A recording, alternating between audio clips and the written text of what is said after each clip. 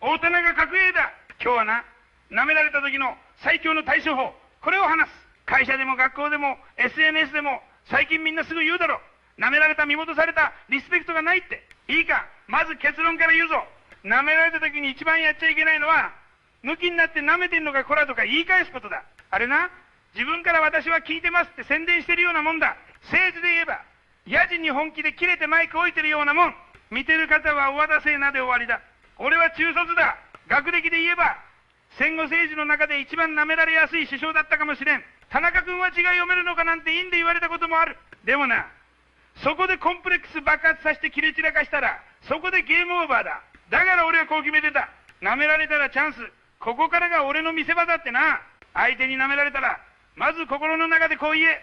ありがとうございますだ。口には出さなくていい。心の中でね、おかげでこっちの本気を見せる理由ができました。で、何をするか、二つだけ覚えておけ。一つ目、言い返すより結果で殴れ。学歴で舐められたなら、数字で黙らせろ。俺はそうした。道路作った。新幹線通した。日中国交正常化までやった。賛否はあっていい。だが結果は誰も無視できん。君らの職場でも同じだ。陰口叩かれたり、能力を疑われたら、余計な説明する前に、締め切り守る、売り上げを上げる、ミス減らす、何でもいい。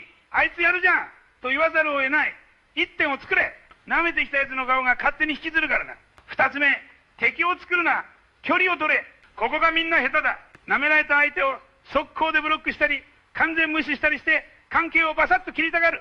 気持ちはわかるが、あれは素人の喧嘩だ。政治で一番やってはいけないのは、関係を断つことだ。敵をゼロにできないなら、せめて敵としても使える距離でキープしておけ。会社なら、ああ、この人はこういう人ね、トラベルを張って、感情を引き算して付き合う。相手のプライドをわざわざ折らない。こっちは静かに実力を蓄える。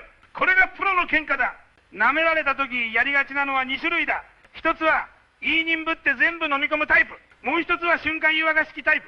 どっちも損だ。俺のおすすめは、第三の道だ。ニコニコしながら内心メモを取るタイプ。例えば上司に公開処刑みたいに詰められたら、ありがとうございます。勉強になりますと一回受けておく。その代わり心の中では、公冷静に仕分けする。この人は自分の不安を部下にぶつけてるだけだな。ここまでは正しい指摘。ここからはただのストレス発散。感情と事実を分けて見れるようになると、舐められても心まで持っていかれなくなる。あと覚えておけ。本当に舐めてくる人は、こっちの聞いてる様子を見て楽しんでる。だから一番の反撃は、聞いてない顔で静かに成長することだ。